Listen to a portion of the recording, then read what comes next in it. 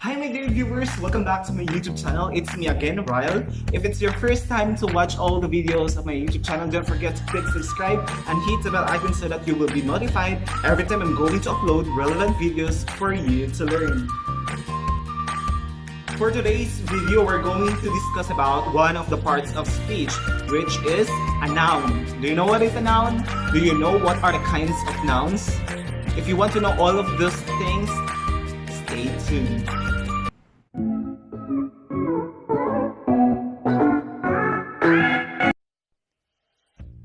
This is our topic for today, noun and its kinds. Noun are an important part of speech in English. It is difficult to say much without using a noun.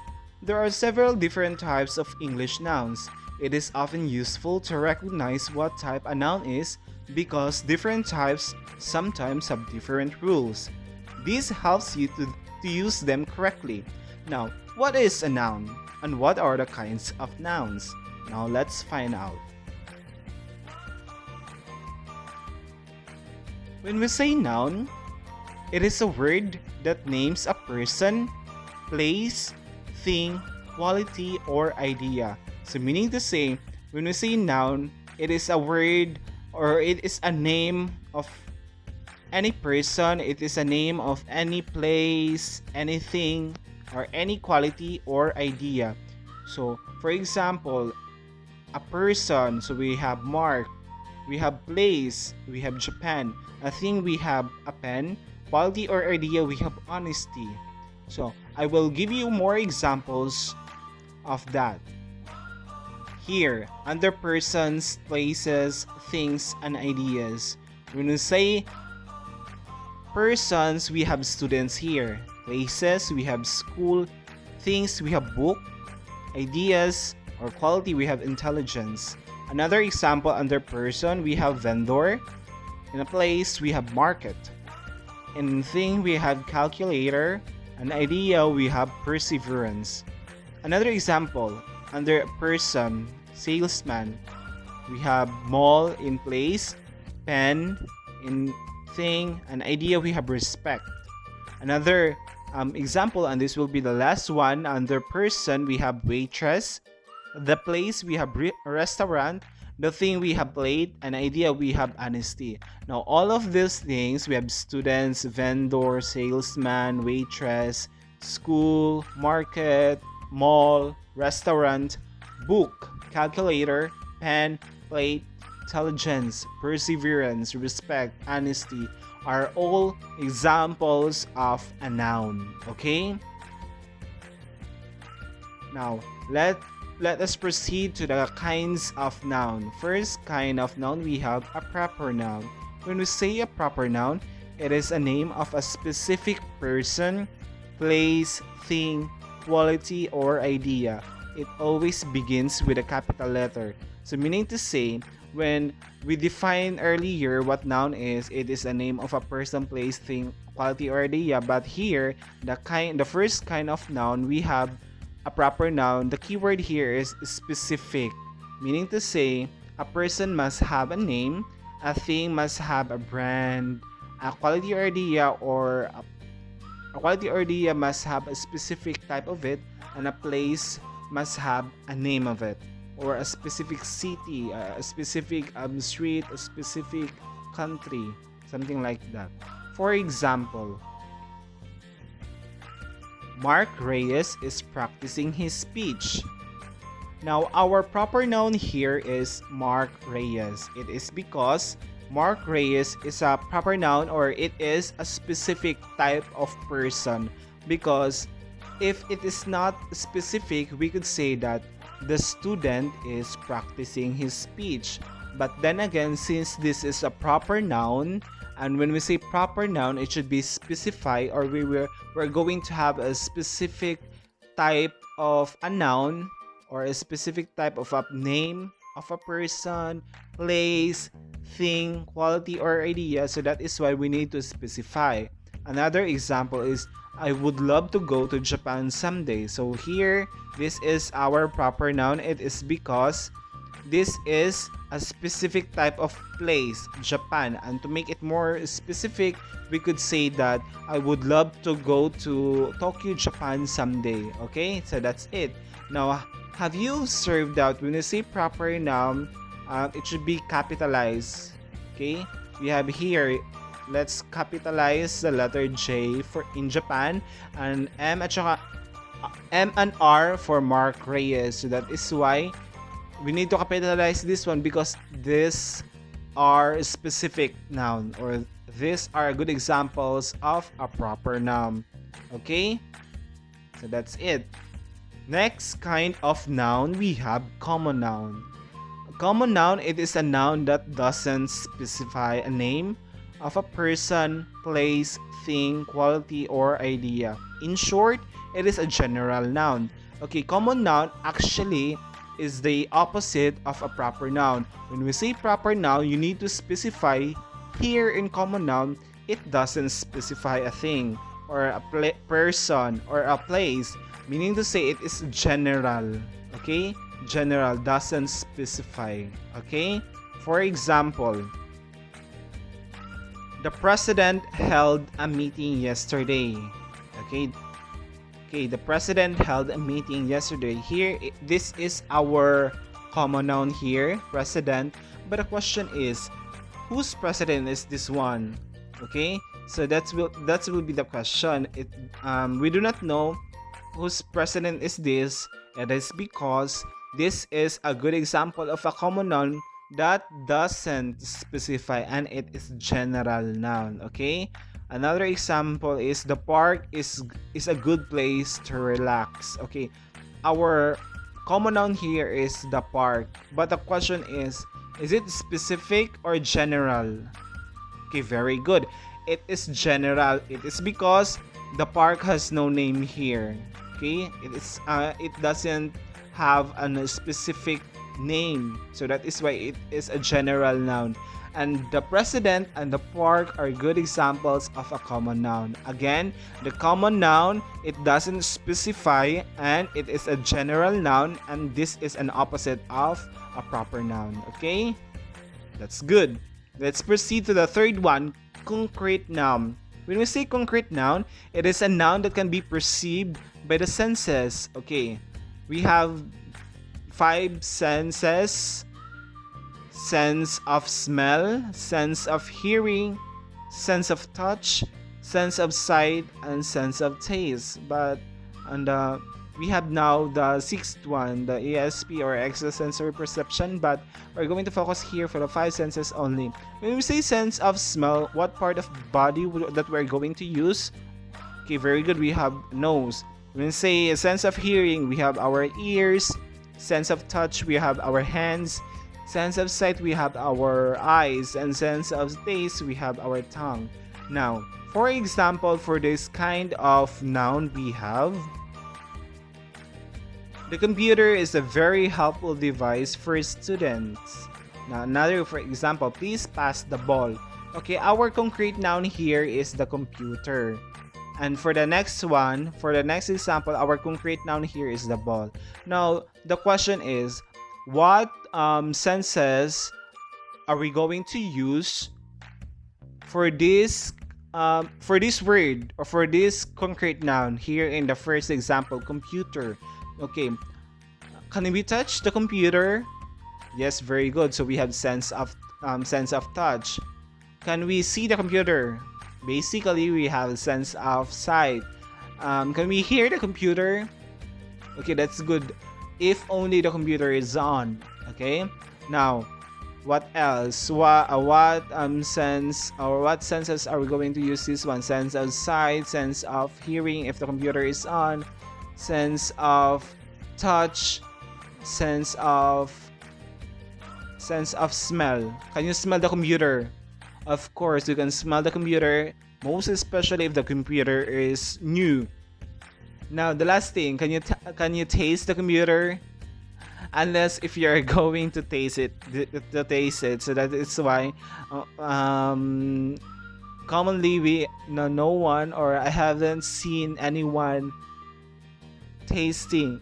Okay, the computer. So that is why basically this kind of concrete noun we can only use for senses here. Okay, the next one, the ball. Okay, this is concrete, right?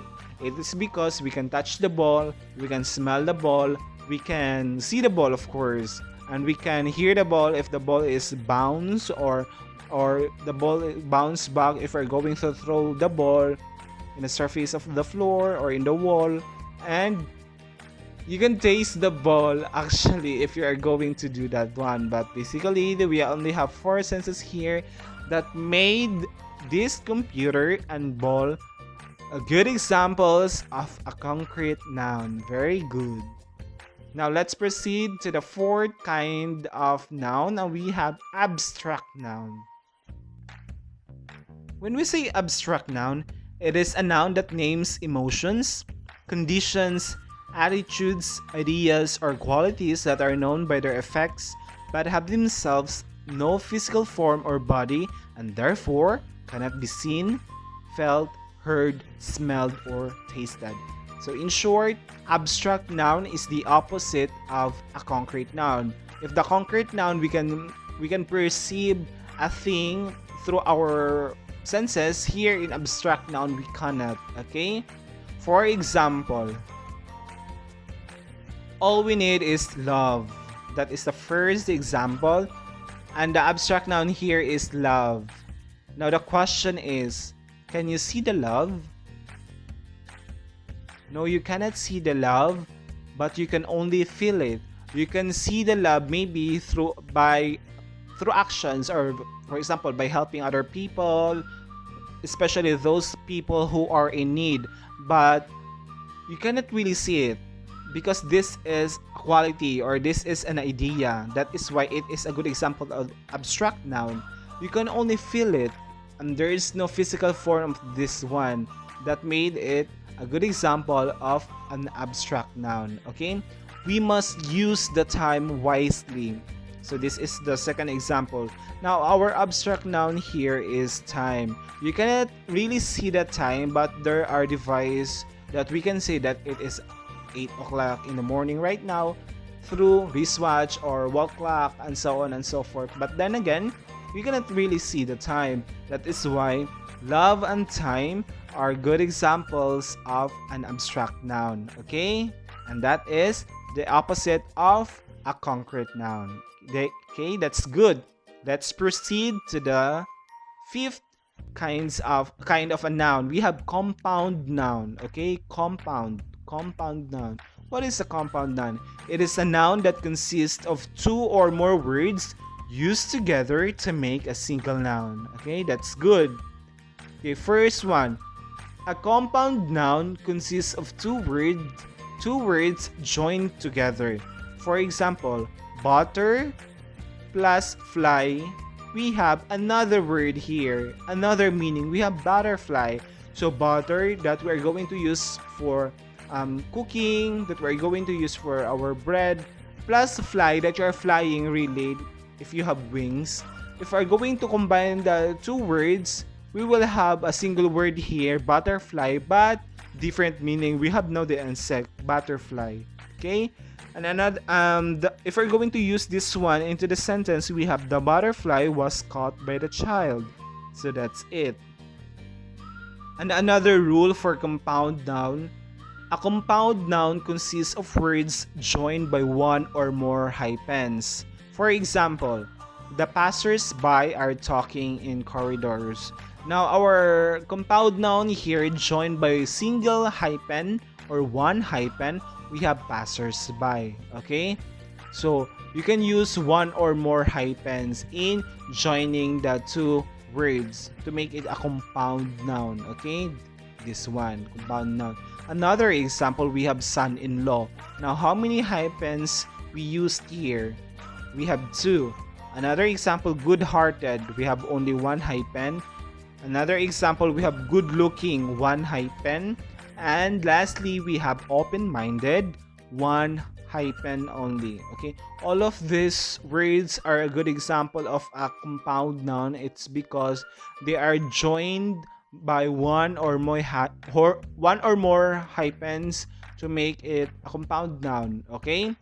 The last rule in a compound noun is we have a compound noun consists of two or more words that are used together to create a single noun, though not joined together. So they are not joined together, but we have to create a single noun, okay? For example, the high school students went on a field trip.